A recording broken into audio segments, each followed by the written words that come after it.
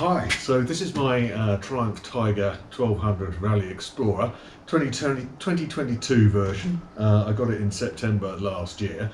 I spec'd it out with complete crash bars, as you can see, every bit of crash bar that I could possibly get. I also ordered it with one of the squidgy hard protectors that should have fitted here, which they said that they would fit, because it was before market release. They said that they would fit it to my bike when I took it into for its first service, but that's never really materialised. So full crash bars, full rear luggage cage with the full set of hard panniers, obviously in black. These are quite interesting things when you get them. I think it's got labels inside them which limit it to 11 kilos in each one, which is pathetic. And I can tell you I've probably had about 30 kilos at least in each of these. What else have we got? So when I bought it, I spec'd it out with a quad lock for a mobile telephone up here. But having lived with that for 2 or 3 months, I didn't really like it. I didn't like the fact that when you're running a telephone, you can't have it up looking at speed limits and that kind of stuff. It just doesn't behave like a sat-nav does. So I switched it out. I've got a Garmin Zumo, which is an excellent piece of kit, and a new connection up here, which was quite expensive. The quad lock one, for this was about 90 quid. I have got another quad lock fitting on order now, and that's going to fit on the handlebars when it comes through. I got this recently, just before we went off on the French trip. So this is SW Mototech tank bag. This is really good. I did try an Oxford one to start with, but I went to the Triumph dealership and they gave me one, but the fittings just didn't fit, and we couldn't find any fittings from Oxford that would make it fit. So I ordered this one online. Quite expensive, but I do like it. It is a good quality piece of kit. There's a good video on YouTube with regards to it that shows fitting all sorts of sizes of this onto the machine.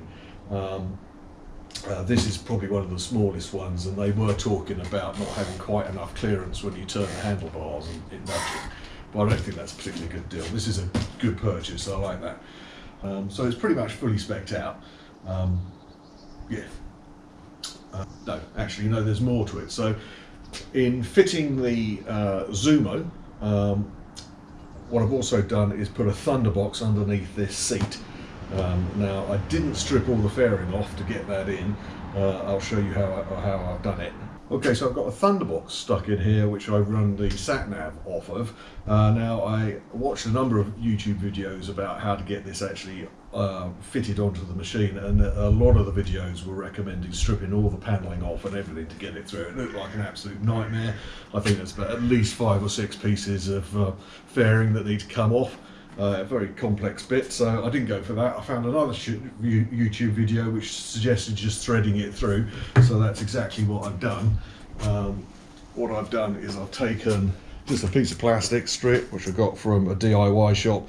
I sellotaped on a bit of cable at the end of it, like that, and then all I did was just fed it through on top of this bar frame here, right the way through out into the front of the fairing. And then what you have in here is you have this little pocket here, which you can actually store all the gummins in, and then you can just run a little bit of cable up through into the connection up here. So that all works out quite nicely. The Thunderbox itself, which I've stuck in down here, you can run a number of different connections on it, and what the Thunderbox does is that gives you a access to the battery based on actually starting the motorcycle up. Okay, so one of the problems that you get with regards to this bike is the cigarette lighter affair, or the 12-volt connection here. That is permanently connected and live to the battery. So I have actually left a USB connection in there for a couple of weeks, and that actually flattened the battery. So that is not that doesn't switch off when you turn the ignition off. So we'll start the thing up, and then you can see just how long it takes for this Thunderbox to recognize that the engine's running and power up this. It might take a bit of time. Okay, so I've got the Garmin connected to the Thunderbox, so we'll just try and give a demonstration now for how long this thing actually takes as we get the power up. I've run the power down on the Zumo, so might take a little while just to kick in. See how we go. Oh, there we go. So you can see, you start the engine up, that provides power through the Thunderbox, which I've routed through to the Zumo, and then up she comes, she powers up. Other features that you get with the bike is you get a telephone charging point underneath the back seat. So this is a little bit small really to get your phone in, but it does work. It is quite handy. I do occasionally use it. This is quite handy as well. It's got a 12-volt socket for the passenger as well. So when we were in France, my son found that really handy to charge all his devices off. And obviously heated seat at the back as well for the passenger. Right, now, woe betide if you go and stick this thing on the centre stand at the petrol station and fill it up, okay? It is extremely difficult, if it's under load, to get it off its centre stand. As you can see, I'm on it and I'm alright on tippity toe. I've got the seat on a higher setting because when I'm up and running, I quite like the position that you get. I get masses of legroom here. It's the most comfortable bike I've ever ridden on. I'm 6'2", so it's absolutely ideal. So I do like the high seat position, but like I say, you need to avoid getting it anywhere near the centre stand when you're out and about, because it's such a difficult beast to get off. The centre stand itself is quite narrow, so it just doesn't fill you with confidence when you're using the thing. The other thing as well is to get it off the centre stand. You've got this pannier sat right behind. You need to get in here to push it off. The first thing that's going to happen when you push it off the centre stand is this is going to clout you in the backside. So what I always do is I strip that thing off and then I'll take it off the stand. Okay, I thought I'd just give you an idea about the scale of this thing. So there we go, we've got the Enfield and then the BM, and then here we go, this is the Triumph. So it is pretty huge really.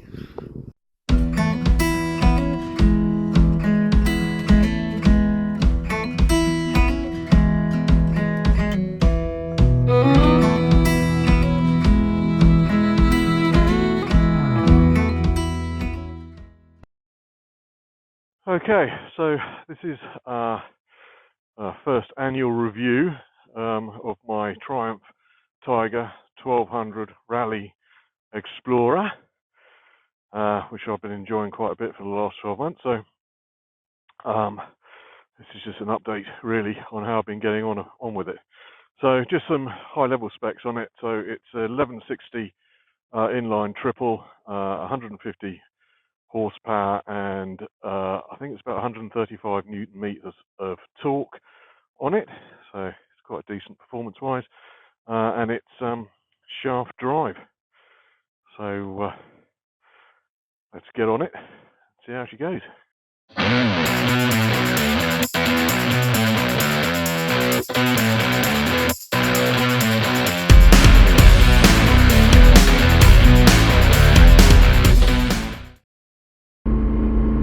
Here we are on board the Triumph Tiger 1200 Rally Explorer 2022. So it is the rally version, so it's built for off-road. It's got the 21 inch front wheel, and it's got the kind of semi-off-road tyres on it. Being the Explorer, it's got the 30-litre tank stuck on it. So it's got a range of probably upwards of 250 miles. So I quite like that. Shaft drive as well. So there's nothing with regards to getting your hands oily, just chain or anything like that. Very low maintenance. I'm certainly a complete convert to shaft drive. If I've got a bike doing any distance, I wouldn't bother getting chain drive anymore. So what have we got in terms of features? So we got these little warning lights here, sensors for vehicles coming behind you. So those are excellent. You do get quite astonishing blind spots on motorcycles, and yeah, they've already they've broken their word. I really like that feature of this bike. I've obviously got it kitted out with quite a bit of stuff for the vlogging. I've recently upgraded my kit for vlogging, so you can now see me as I ride, because I've bought a new camera. I've got a GoPro Hero 10 Black that allows me to run an external mic. So I've got a mic running from the my Hero 10 into my helmet. See how that goes later when we get back. So I've had this bike just over a year now. It's just been in for its first service. I've done a few trips on it. I've done 2 weeks in France, my son, with the bike completely loaded up. That went quite well. Had a few problems with it. So what have I had done on it? I've had a new rear tyre. It's done 9,000 miles. That's where we're at the moment, just in 1 year. So I've used it quite a lot. It's had a new rear tyre at about 5,500 miles, I think. I went a little bit early, but I was doing a trip to France, and I just wanted to make sure I had a round tyre for that trip. Now I'm on 9,000. I've got plenty left on that rear. I've been changing the way I'm riding a little bit, so I'm not wearing the rear down quite so much. Had its first service within I think about 3 weeks of my getting it, so I covered 600 miles in that 3 weeks. Sailed through the first service, had a bit of a software update on it when it went in. No complications there. For its 9,000 mile service, that went reasonably okay. However,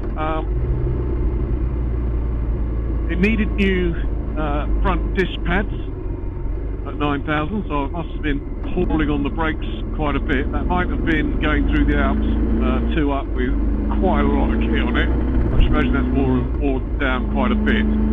I also found when I was over in France, the handbrake on the bike was sticking a little bit. So you've got a handbrake on this bike, and it's a god-saver, really, if you're completely loaded up. So when you're at a stop, all you have to do is just yank on the brake and the handbrake will engage. You can then just let go of everything and she'll sit there, and then as soon as you engage first gear with the clutch and start pulling away, the handbrake releases and away you go. So it's really good. If you've got a big heavy bike, fantastic piece of kit that. But it was sticking for me in the Alps. I think it had something to do with the front disc pads, because now I've had those replaced. That problem has now completely disappeared. What else do we have? I find it very difficult to select neutral on the bike. Okay, I was trying it earlier today. They did something with the clutch when I took it on in for its service. It doesn't seem to have worked. So that's quite frustrating. I can't find neutral, really. But there you go. So like I said, I've got the Explorer. I have absolutely no intention whatsoever of taking this bike off-road. If you've got 30 litres of fuel in it and it's fully loaded, it weighs an absolute ton. I've had it on the floor on the driveway outside of my house, and with panniers on it, but completely empty. It lands on the floor with its 2 wheels stuck up in the air. First thing you have to do is try and get those tyres down on the ground, and then once you've achieved that, you've got to try and get those tyres to grip so you can deploy your strength to lift the thing up. It might be technique, but I found it very hard work to pick it up. So if the thing's loaded, no chance. So yeah, I'm not intending to take it off-road. I got this because I think the colour scheme is beautiful. Of all the colour schemes that they do, this is the one. I did actually ride the Rally Pro as well. I just felt that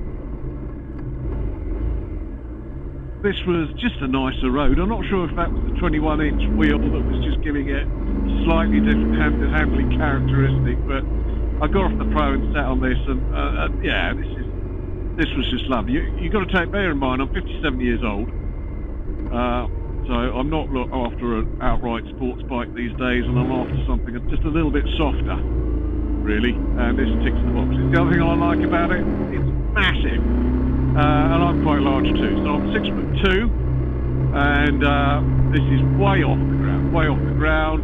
You'll see on my walk around just how big and high it is. At my legs, wow, is this bike comfortable? Wow, is this roomy? I haven't found anything of a scale that suits me better than this, to be quite honest. The K1600, that's a little bit of a squeeze. This thing, voluminous. So if you're tall, wow, astounding bike. Like I say, I'm 6'2", I weigh a lot, I don't know how much, but a lot. And this is just perfect for me. I've been out on the BMW adventure bikes, and yeah, they're good for smaller people, as far as I'm concerned. I don't like the BMWs nearly as much as this thing. I would say that the engine on the BM is a little bit smoother than this, but no, as an overall, you know, for me, this really can't be beaten. I've been really impressed with this bike, to be honest with you. I absolutely love it. Yeah, so very impressed with it. Beautiful size for me, it really fits, and I like the presence that it provides on the road as well. You get noticed by vehicles, you're not in any way manner small, you're certainly looking way over the top of most vehicles, including the 4x4s. You've got a lot of presence, and that's quite important. I've also got the Royal Enfield as well. Now I've been out on that, and you know, that's quite small. I find that, well, I have had drivers whipping past me quite close by, sort of giving a bit of intimidation, really. I think, you know, they see a smaller bike, and of course I'm running that in at the moment, so I'm topping out at 50. And yeah, I had one particular car on the old A1 that it was a bit of a joke, really. This, no, you don't get anybody fooling about with you on this thing. It's got that nice level of presence. So you can see I tend to run this at about 4,000 RPM.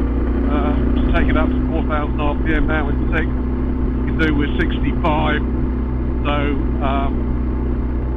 it's got generous dollops of torque at around about that rev range.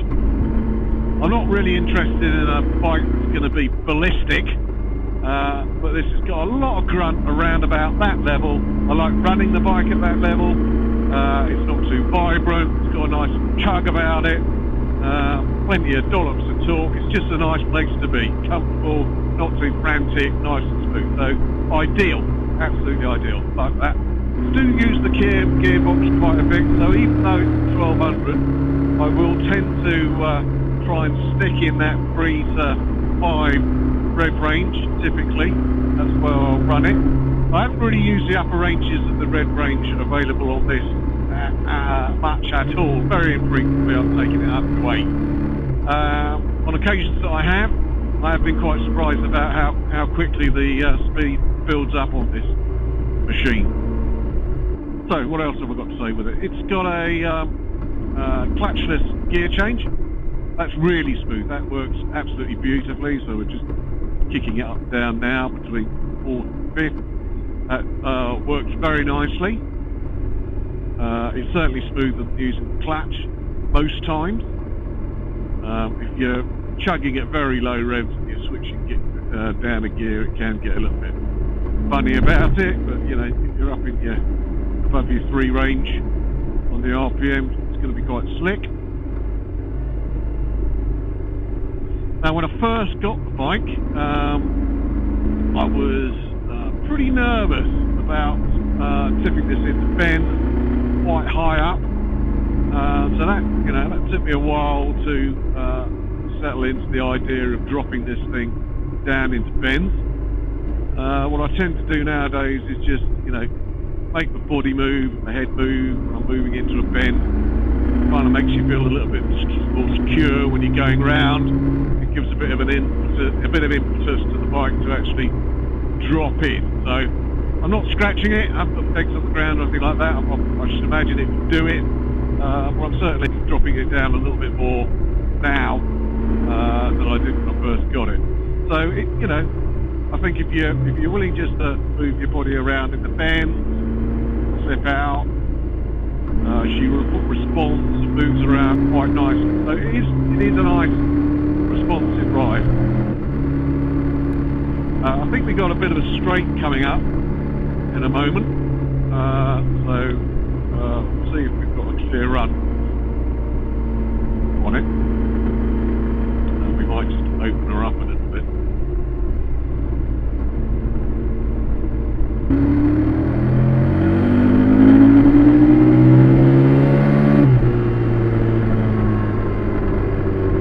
Wow. Yeah. Yep. So we got a bit of lightness there. Fucking hell. Sorry, excuse my French. We got a bit of lightness going on the front.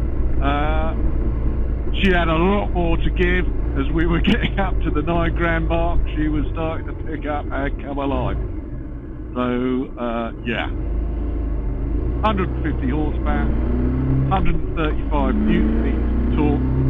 And if you want that performance, you can certainly have it. No two ways about it. It's the first time I've taken it anywhere near that level. I've never had to have it up at that range. I might post a couple of pictures of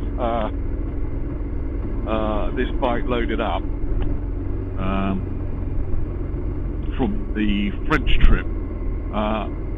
This bike will carry serious luggage.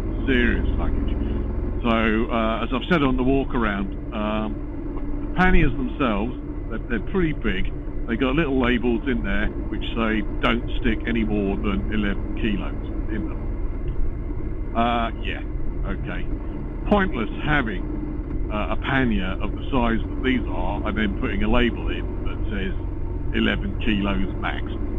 So I think that's, and I did actually go onto the internet and just have a look about that. And certainly on a forum, somebody agreed with me that, you know, they're just sticking that in for their own safety. So I've taken those labels out, and I have, I think I mentioned I've probably got about 30 kilos in each one. I'm not sure if I've gone quite to that level. But I've got, you know, I have filled these things up with the stuff that I need, and it's gone. And I've also included, when I went away, I've got a very heavy-duty padlock, which must weigh 6 or 7 kilos just in itself. So that was the start of 10. I've got, when we were in France, I was using the Lone Rider tent. I wasn't on my own, but I wanted the tent that was spacious, stand up in, suitable for 2 people. That worked out quite well. That thing weighs a ton. We had, obviously we were camping, so a whole load of camping gear, a whole load of clothes, and of course we were 2 up, so we this really did hold a lot. Now, initially, I found that it was struggling a little bit with the weight on the bike, and I was actually able to pull wheelies relatively easily. Well, I was hitting about 5 grand on the rev counter in a second gear or whatever. Then the front would come up a little bit. That's just because I hadn't distributed the weight properly. What I'd done is I'd packed all the panniers by purpose. So I had all the camping gear in one pannier, all the cooking gear in another pannier, other stuff in another pannier, just for ease of knowing where stuff is in the panniers, getting it out, packing it all away. No, absolutely don't do that. You know, if you're going for a big trip and you're carrying along, you've got to make sure that you load these panniers up by weight.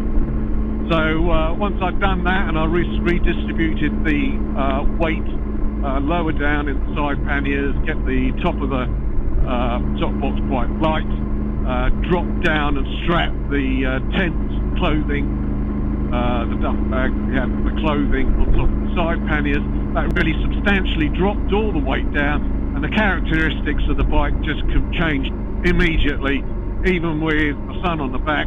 I better be honest about how much I weigh. So I'm about 110 kilos, so I'm not light. Maybe a 108 possibly at the moment, but in all my kit I'm going to be in excess of 110. My son, he's a lot lighter. He's knocking around about 70 kilos, and then we had a lot of luggage stuck on it. So by the time I dropped everything down to a low level, this thing toured a breeze. Now, one of the other things is, if you're touring 2 up, I got no complaints whatsoever from my son. We had a very comfortable experience. In honesty, I don't like spending any more than a couple of hours on a bike, and when we got to about 2 hours, we did start to feel the pain in the joints. My son, he doesn't ride regularly, he doesn't ride at all, he's rarely a passenger, so he was coming from nowhere to sitting on long haul on a bike. I think he had a bit of discomfort on day one and then clicked into it. This is a spacious, comfortable bike that's more than capable of taking you and your partner and all your gear significant distances. Really is. Yeah, I'm impressed. And very spacious as well. So I actually did a trip with my son on the K1600 when we first got that. We went and did northern Spain through the Pyrenees. Yeah, this thing will. This thing is way more comfortable 2 up, way more spacious 2 up than the K1600, which is a bit of a squeeze. Now that might have something to do with the way that we stack the luggage on the K16. I haven't got the bespoke top box on the K16. We were strapping stuff where the top box would go, and I don't think that was fitting too far. So I think we squeezed probably about 4 inches off where the bike could be. But anyway, lot roomier. Other things that the son enjoyed, and I've shown you on the walk around, is the passenger gets a 12-volt socket, so that's brilliant. We're also running along each night, especially if you're camping. You're charging everything you need to get charged on the fly. No lack of charging. There's no reason to run out of power anywhere on this thing. I think the only thing I couldn't actually charge my laptop, I had to have 240 volt for that, but I think that's just the laptop that I've got. So if you want to go touring and you've got a lot of luggage with you, this will eat it, especially with the low revs that you get, you know. So take her up. Let's just check that 4 grand. Yeah, so 4 grand, 66 on the speedo, 64 on the sat nav. You know, this thing will just go all day, and a 30-litre tank. Perfect. Absolutely perfect.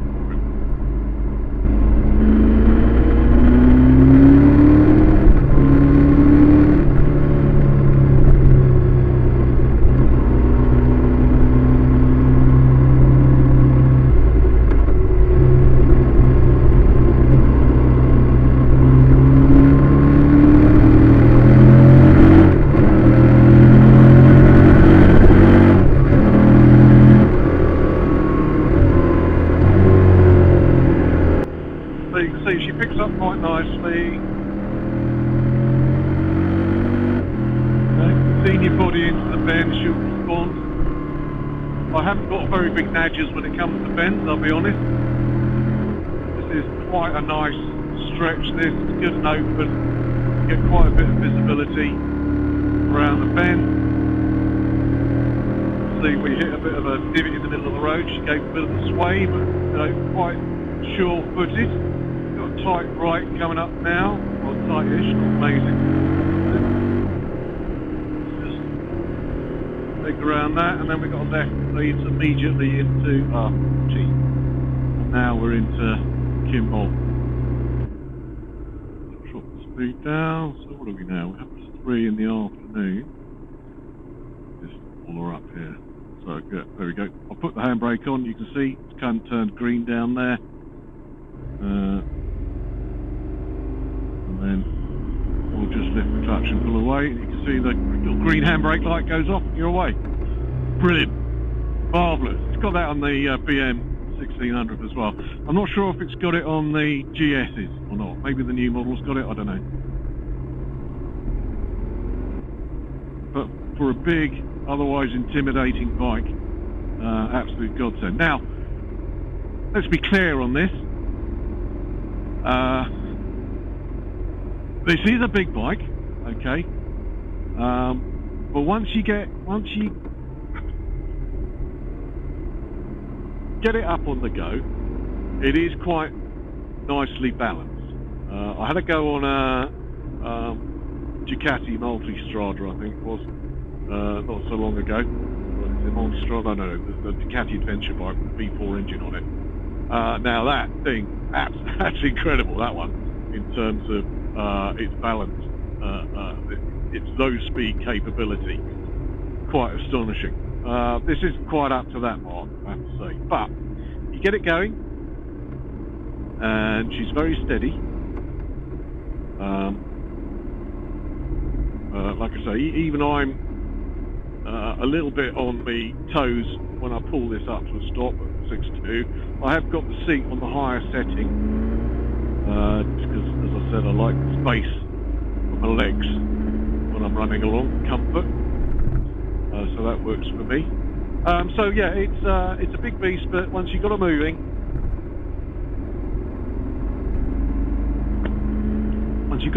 she's quite nice and stable, and not a handful at all. I did mention that I packed this bike incorrectly when I was over in France. I think I finally realised what the score was going on. A bit stupid on this front, really. But by the time we got back into the Alps, I then switched it all around, and this thing changed. So if you put too much weight too high up on this thing becomes an absolute monster. All of a sudden, its centre of gravity is way too high. If you get it too far over any one direction, like I say, this is when it's loaded up incorrectly. You can feel that she's not going to forgive you. You've only got about 5 degrees of leaning over, and then it's all of a sudden weight's going to get it and it's going to land on the deck. It really was, it was quite scary at times until we got the thing properly loaded up. And then, I can't tell you, loading it up properly, absolute dream, really was. I was astounded by it once we got the thing set up properly.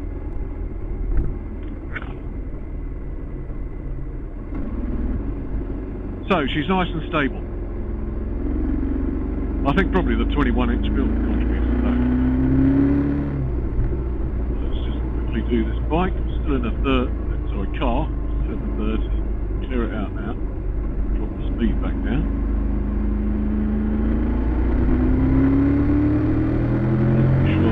Make haste.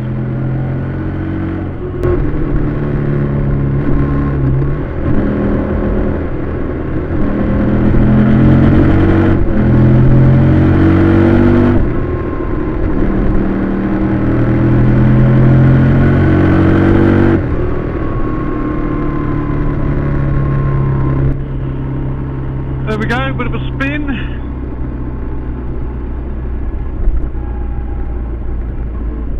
Try and get a bit more on the move.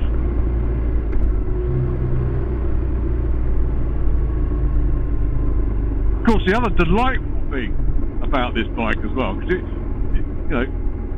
does go well on the open road, plenty of power, nice and stable, fantastic 2-up, lot of carrying power.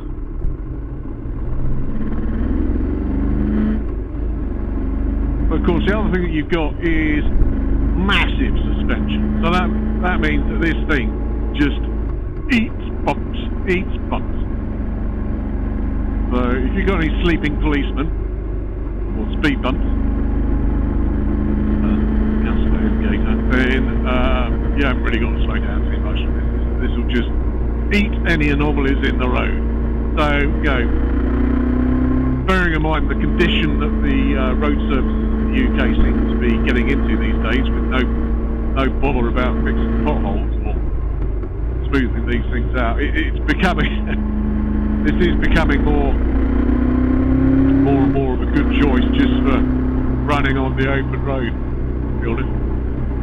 Okay, so we're heading back now, trying to think if there's anything that I haven't covered. You can probably tell I like this bike, and I've ridden a few other bikes as a comparator as well. I'm quite satisfied with this. It's got a lovely character. I love the sound of the engine. The sound of the engine is just beautiful. I like it at the range which I'm riding it at around about 4,000 RPM. You know, you're running along and then you just give the throttle a bit of a twist. I just love that throaty rasp that you get out of it. I think I am running it in dynamic mode today. I tend to run bikes in sports mode all the time.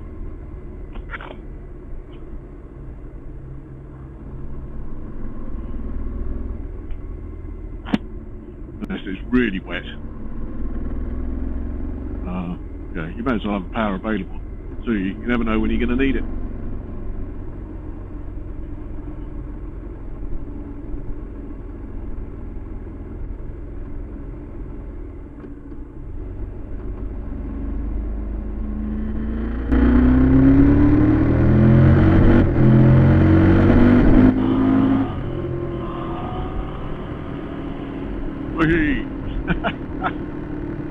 Now I've done it, it's quite addictive.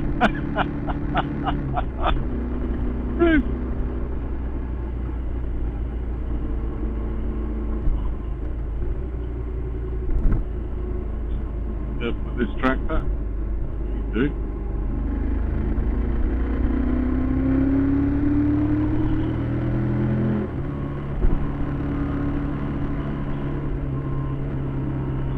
Yeah, so, yeah, I think that's a wrap then. I appreciate you watching if you're still on now. I'm hoping that I'm getting better productions on my videos these days. So I've invested in this kit, so we've got this, you know, you can see me as I'm riding along.